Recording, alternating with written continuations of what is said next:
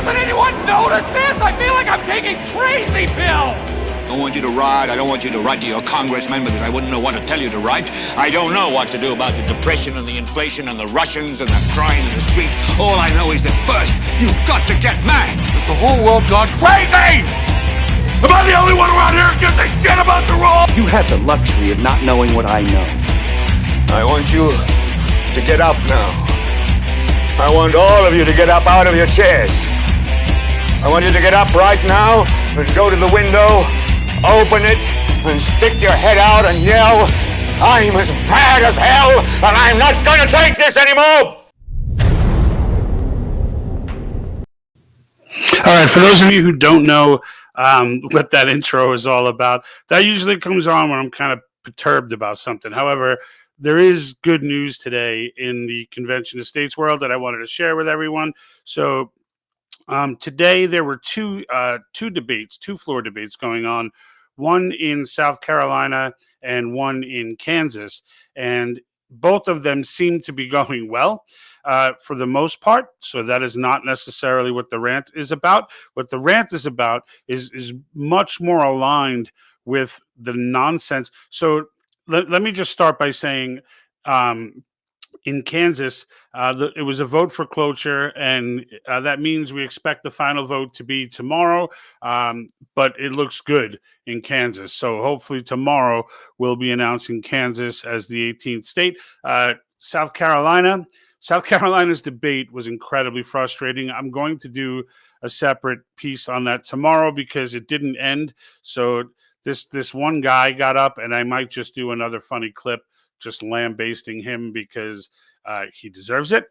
He went up and started embarrassing himself and just taking the topic to places where everybody that was watching knows exactly what I'm talking about. But if you weren't watching, this guy, we were all just sitting there listening to him get into these conversations about, Black history and race. And it wasn't necessarily critical race theory talk. It was just not relevant to the convention of states. And everyone's just sitting there like, well, what's going on? When is this guy going to start talking about convention of states? If you have a gripe, let it out so we can then, rebut it. And eventually someone got up and started clubbing this guy with reality, and that was good. And then they stopped it because the guy dragged it too long, and now it's pushing off to tomorrow, which means with that pushing out to tomorrow, that puts us in a position where with South Carolina, we'll probably have to wait till Thursday. So definitely subscribe. Make sure you're subscribed on so you can get these updates and have these conversations, have these open conversations.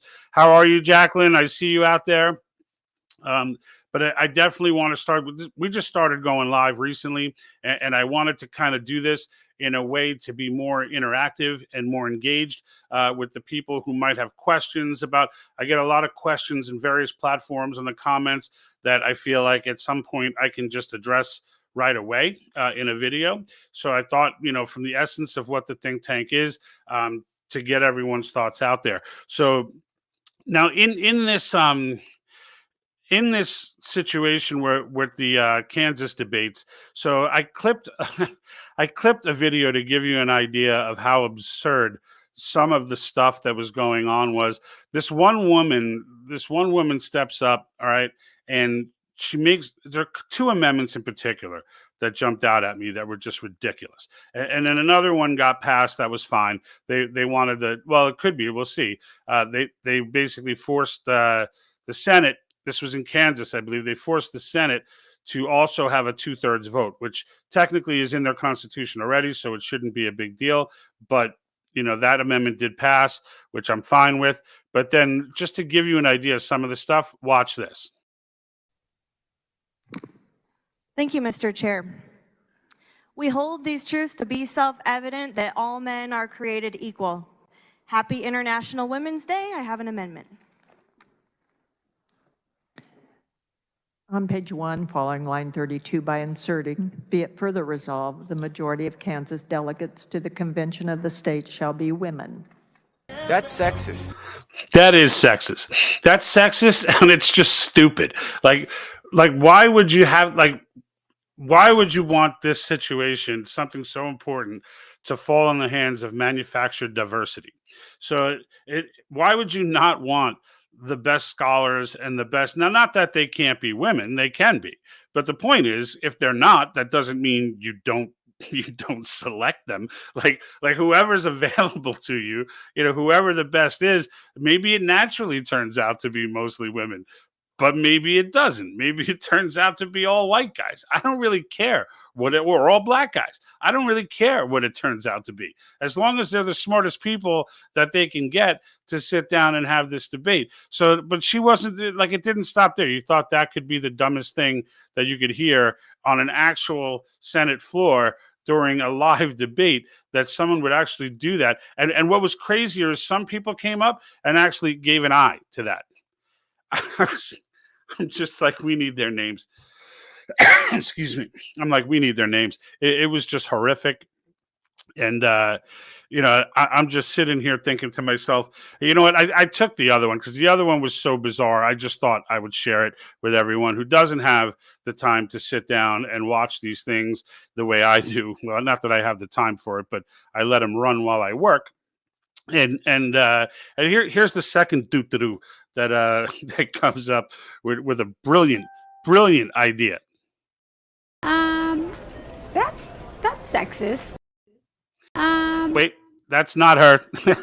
That's not her. All right, I can't give you her because the clip cut short when rendering. I did this pretty quickly, but what she said basically was that she wanted to make an amendment to this resolution that I forget, it had to have X amount of people that identified as one of the leftist categories, right? So it had to have X amount of people. And again, it comes into the same play. My apologies for missing that clip. It didn't render right, but in the end, it makes the same play, right? It makes the same play. It's like, just pick the best damn people. So fortunately, cooler heads prevailed. Everyone probably chuckled to themselves when these came up, and then they went ahead and blew it off.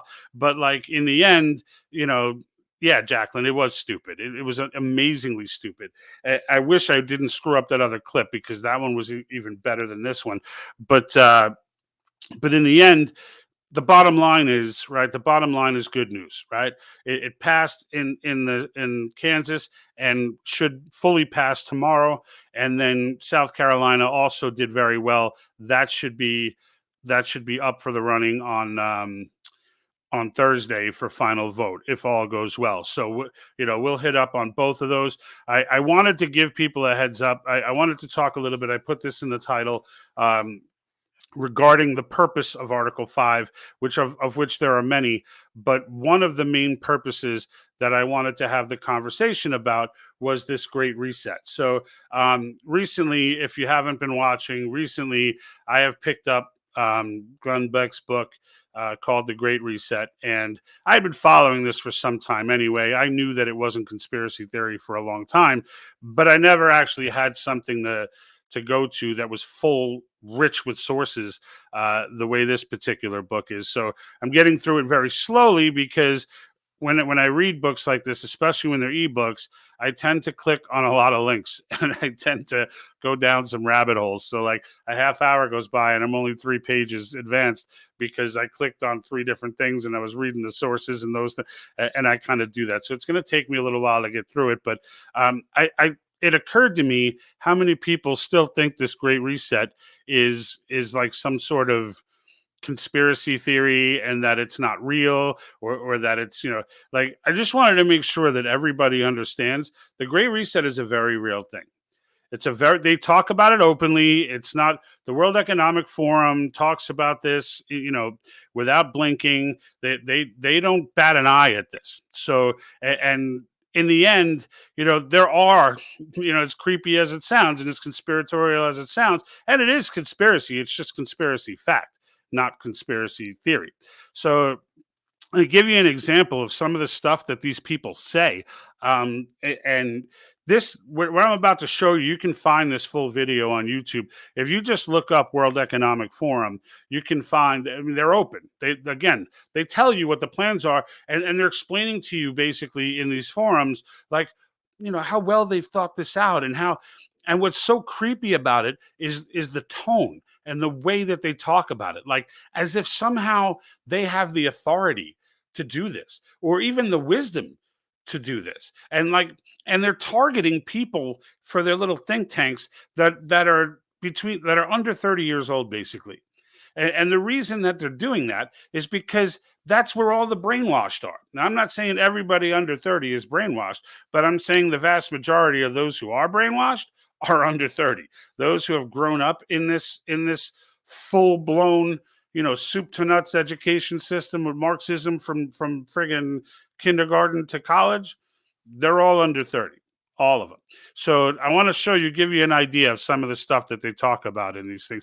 And actually, here's Klaus Schwab. Now, this guy is pretty much the ringleader of the whole thing. He's the president of the World Economic Forum. And I want to give you hear some stuff from his words about who they're recruiting, and then I'm going to show you this woman who gives even a creepier description. That's the reason why I'm so keen to provide also a forward-looking dimension to this Great Reset initiative by integrating the 10,000 global shapers, leaders between 20 and 30 years old. So he says 10,000 global shapers and leaders, all under 30. Now, who determines that these people are global shapers and leaders? Well, Klaus does, obviously. Duh. This is twisted. I encourage everyone to go to YouTube, pull that up, and watch the full video, because when you listen to the way that it's not even like you expect what they're going to say to be creepy, but like it's the tone that they speak in. It's this condescending, like here, let me explain to you how we've planned your future life. Like, you're going to love it. One of their slogans is you'll own nothing and be happy. But like, when you listen to the tone of this woman, she can't be more than 30 years old. And she's sitting here as one of 3 people on this forum who are explaining this. Okay. You're going to see as this starts to make its move, and it's already begun making its move, you're going to see that all of these people are young. All except the ringleaders, except the people who are in charge, are like knocking on heaven's door. But everybody else is 30 or under. All right, but listen to her. A global future councils that will be pulling together new ideas in these spaces. And again, some of these have been perhaps in the fringes of the academic conversation already. What we now need to do is bring those ideas to the fore, because very much in the spirit of the Great Reset, this is the moment where we can proactively shape the economy that we want in the future. So we can so she's talking there about creating forums and committees that, like, everything that you've heard about creepiness in elites goes on in this Great Reset project. We're talking about like international committees who are planning the economy and they're telling you, like, they're not telling you, they're like explaining to you, so that like you, the simple commoner, can understand the infinite wisdom of these freaking sociopaths. Now, why am I bringing this up right now? Because this is what, in order for any of this stuff to work, the United States has to be on board. They don't have Russia, okay? They don't have Russia, and they don't have Xi Jinping, and they likely don't have India, okay? In order for this to work at all, they need to have the United States. Now, what can be done? Are we going to go and fight this whole global movement like that as citizens? No, we're not. Like, that's not realistic. We're not going to change what goes on in Europe. We're not going to change, any of that stuff. But what can we change? We can change what goes on in our own government. And in order for this to work for them, there needs to be a completely centralized government. The central government needs to have as much power as is humanly possible. The Fiscal Restraints Amendment by itself just absolutely walks into that forum right there and just rolls a hand grenade right onto the stage.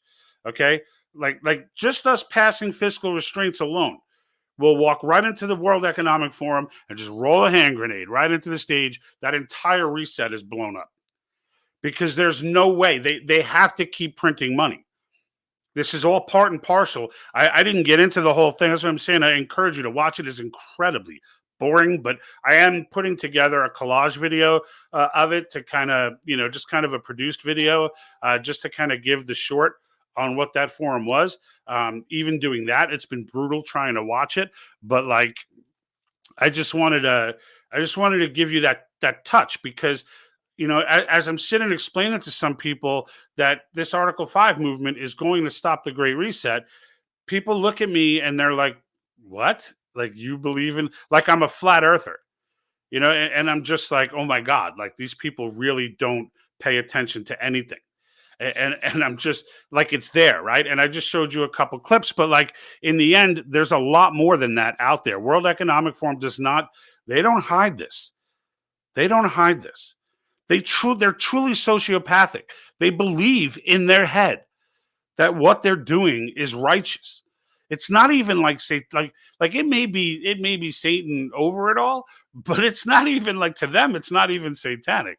Like, to them, this is like they're doing, like, don't you understand? Like, I'm taking care of you. Like, this is their attitude.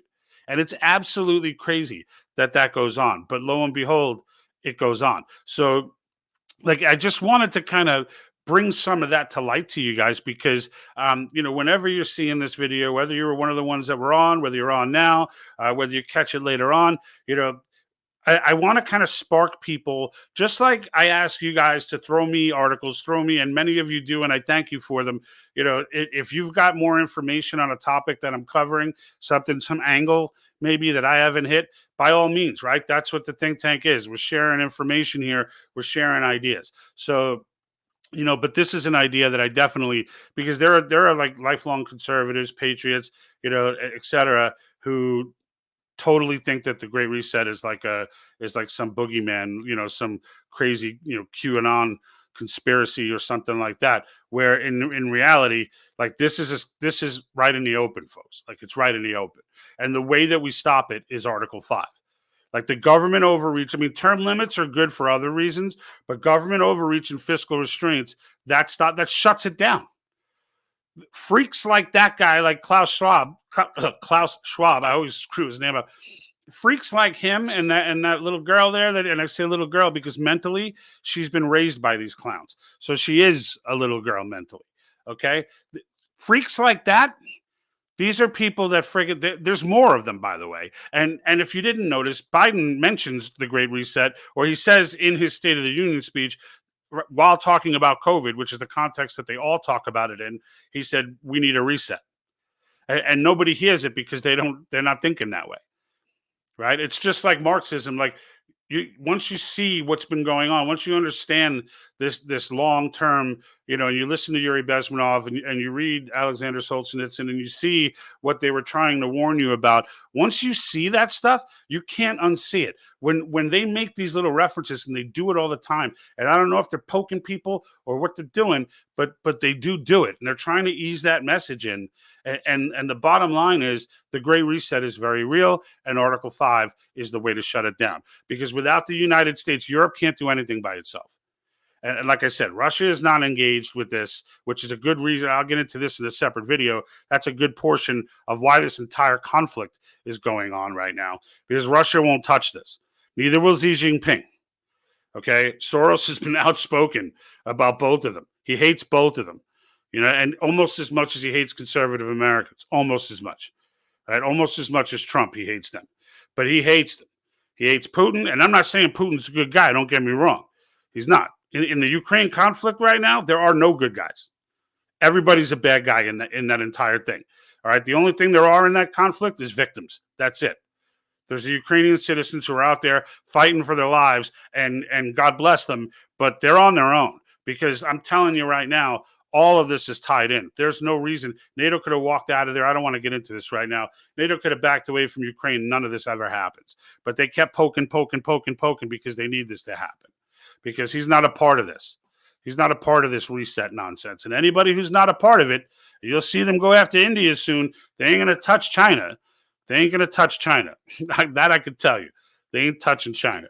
I think they've already come to terms that they can run this reset with and leave China alone, and just kind of like, because they ain't never selling this to China, and they're really not selling it to the United States as far as the people are concerned, and that's where this comes in, because they're selling it to Biden. That dude is all in. All right. Biden's all in. Pelosi's all in. There are Republicans that are in. All right. Don't get this left-right nonsense crazy. Fox News and MSNBC are reporting on Ukraine virtually the same way. Okay. This narrative is deep. These people are no joke. There's some serious business, but it's not like a foregone conclusion. It's not a foregone conclusion. We have Article 5. The states are moving, right? We started off this, for anyone who jumped on late, we started off saying South Carolina and Kansas, within the end of the week, it looks like both of them are going to be on board. Even though there are some dootaroos in there making these ridiculous arguments, it still looks like they're both going to be on board. And we're still waiting on Pennsylvania and Iowa. And there are others. New Jersey rewrote its resolution this year to add back in the government overreach amendment. So that's back on track. Now, if you live in New Jersey, to all of my people in Jersey, I'm in Cali now, but I spent a good 10 years there and grew up in Queens, New York. You guys need to get on your legislators there. Get on them. Get with that guy, the trucker guy who just won. He's a weapon, that guy. He's a weapon. He's inside. He's inside, right? These are all people. The next coming 2 years, it is all about state legislatures. All about it. It almost doesn't matter what else happens, because I can tell you right now, whoever gets elected, the machine's going to keep turning. The machine's going to keep, Trump got in, he disrupted a ton of stuff, but the machine kept turning. The machine kept turning, and the swamp kept getting filled, and the gators weren't dried out. Everything was still moving. And yeah, he was splashing and making waves and causing all this grief for everybody, but the debt kept moving. The debt kept moving. Right? So in the end, the only way to change this, the most powerful people in our political system right now, okay, are our state legislators. These are the most powerful people. Get to know yours. All right. I understand if you're in New York, I'm in California. If you're in New York City, you want to just throw your hands up. I get it. But these are the people that we need to pay attention to. We need to get those legislators right, so that when it's time, when it's time the resolution comes up in your state, that we're not dealing with these dootaroos talking nonsense about runaway conventions and everything else. That these things just fly through, and that they select delegates when that's over, because that's important too. They got to select the delegates. You want them selecting people who are going to look out for your interests, right? So it's very important that, because whoever you got, that's who reflects you. So, but I think I've covered everything that I really wanted to get off my chest today. Really, it was just the update on Kaz, and I wanted to just stick my toe in the water with everybody regarding this great reset. So feel free to leave in the comments, anything, how you thought about the great reset. Don't be afraid if you thought that it was nonsense, and now you see a couple of videos, like I'm sending these videos, and you're watching them tell you, and you're like, holy shit, this is real. Like if that's where you're at, embrace that. Because we've all been there. We've all been there. I have evolved mentally over, when the Patriot Act came out, I was 100% for the Patriot Act. I thought, I'm from Queens, New York. I was living in Hackensack at the time. This thing was really personal to me. I was like, let's get him. Let's get him. Yeah, go Bush. Now, in hindsight, I'm ashamed that I like the Patriot Act. Now I sit back and I'm like, what the hell was I thinking? Like, it's okay to grow and learn and think, and think differently. That's what it's all about. But we need to do that quickly, because this great reset is happening.